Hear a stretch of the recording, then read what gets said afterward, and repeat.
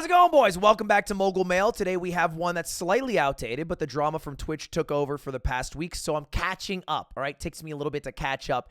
Today we're talking about the only place that you can lose all your money, not Twitch and their pay cuts, it's esports. Specifically, we're talking about G2 Esports, one of the top 10 esports companies in the world. Number 6, valued at $340 million.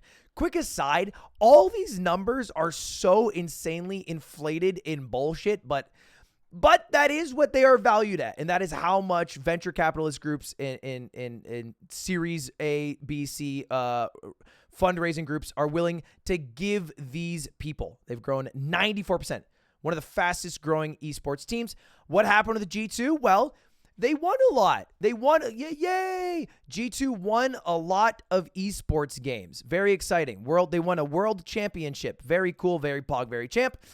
And they celebrated their win, you know, as you do, by going out for drinks with Andrew Tate and his brother. Thank you, brother. Let it go. Right behind it. And who leaked? All right, who leaked that G2's CEO and founder, Carlos, was partying with Andrew Tate? Well, it was Carlos. He tweeted it out himself. He tweeted out himself that he was hanging out with Andrew Tate. I don't know why he thought that'd be a good idea. Maybe a little bit of a flex there. And immediately received a ton of shit. You know, that's a lot of quote retweets. You always hate to see more quote retweets than retweets. And got a lot of pushbacks in the comments. You're kidding me. You're better than this. You're siding with a woman abuser. And you know what? Credit to where credit's due. Carlos doubles down. Nobody will be able to police my friendships. I draw my line here. I party with whoever the fuck I want. To which Aiden replied, imagine picking this hill to die on when all it takes to keep good PR for your business is to just rip lines with someone not accused of sex trafficking. He's right. Just rip lines in the bathroom with Bill Nye the Science Guy, nobody bats an eye. All right? There's like one dude that you can't party with right now, and it's Andrew Tate. That's about it. It's a small list. It's a small list. All right? You can be out there with the Nelk boys, go nuts. All right? Pop champagne with Aiden Ross, nobody cares. Andrew Tate, we've gone a little bit far. Now, even though Carlos, double down CEO, and he's the big shot, the organization itself was not feeling the same. Hi, G2 Army, last night we failed you. The actions of our CEO spoke a language in stark contrast with the values and the culture G2 lives and strives by, and we apologize for that. Since our creation, we've worked hard to build a safe and inclusive environment, yada, yada, yada. A bit of a PR statement. After an internal discussion, Carlos and our supervisory board have mutually agreed that we will take 8 weeks of leave as CEO and suspend his earnings during that time, thanks to the G2 Army in the esports community. So the double down real quick got snubbed by his own organization, and then he walked it back. Many G2 fans were let down this weekend, which created confusion about what I stand for. It has always been my consistent target to stand for absolute equality of opportunity, regardless of who you are or where you come from, which is what gaming is all about. Make no mistake, my life was full of learnings, and I had my fair share of situations I got to in the past. I failed to read the room, felt terrible about discussions. This is hilarious, by the way, because all his tweets are still up, which by the way, I give slight credit for, all right, for a person who won't delete their tweets. But it is funny. You can literally scroll through and see the span of 2 days, this man going from I draw my line here to very quickly erasing the line that he drew and being like, no, it's actually over here now. It's a slight move. It's just a baby move. He failed to read the room situation. Now, normally this is not a news story. We don't need to address this. We don't need to talk about who's partying with Andrew Tate every single week. Doesn't really matter what he's up to in Croatia. Don't ask how I know that. He's still on my TikTok For You page. But it became especially spicy because Riot announced their partnered VCT teams. Now, a little bit of context here. Riot owns a bunch of major esports and a bunch of major video games like League of Legends and Valorant. And the key one we're talking about right now is Valorant. Now, Valorant recently was decided to begin franchising. The idea that they have a set amount of teams that will compete every single year, and they'll increase that amount over the next 6 years, but there's only so many teams, a finite amount, who can compete. Think of like Major League Baseball franchise. There's only 30 teams, and those are the only people who can win. You can't, with your buddies, even if you're amazing at baseball, challenge the Los Angeles Dodgers or the Anaheim Angels to a game. You can't do that, even if you're really good and you would destroy Shohei Ohtani, which is impossible because he's the GOAT. You can't do it.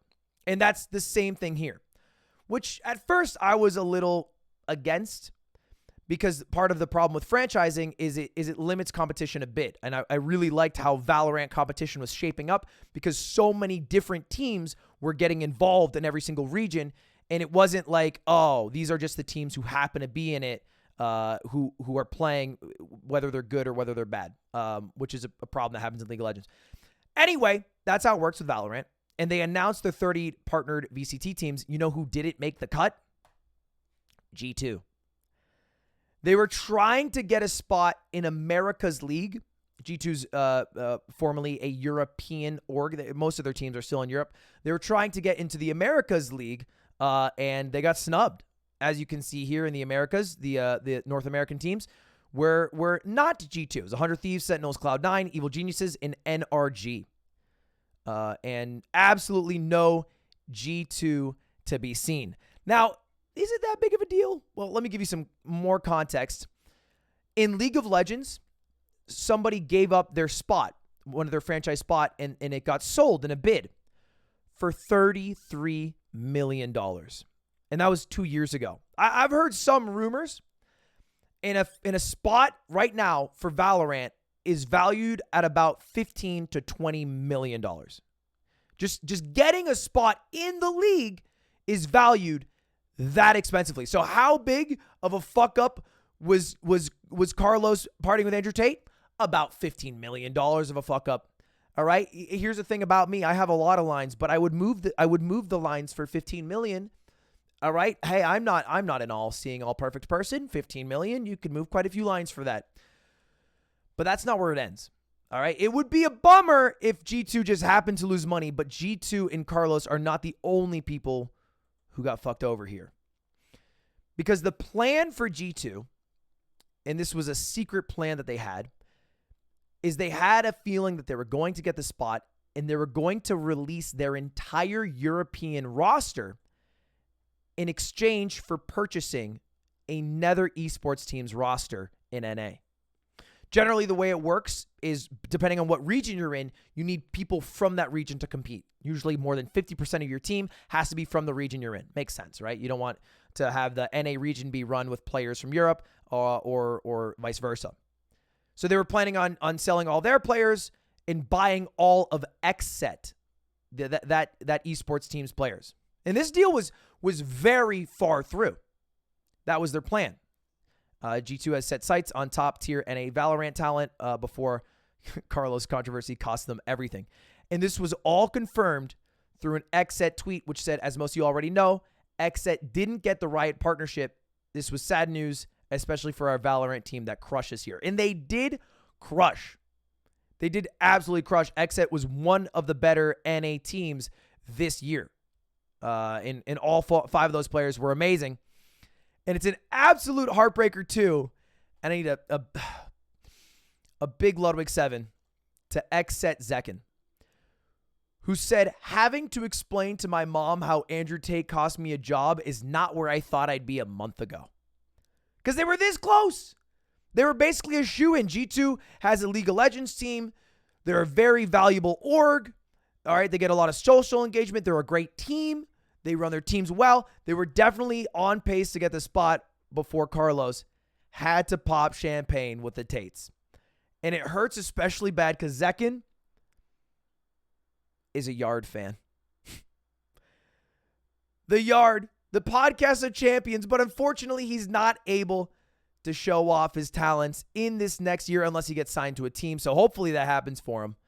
Hopefully he gets signed somewhere. Who knows? Hey, you know what? Maybe the Yard does a little angel investing. Maybe everybody who watches this video gives us $5. Then it will take care of it. All right. Maybe that's the game plan.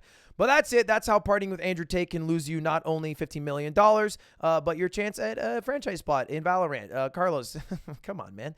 Try better. See you later, guys. That's all from Mogul Mail. Subscribe. Goodbye.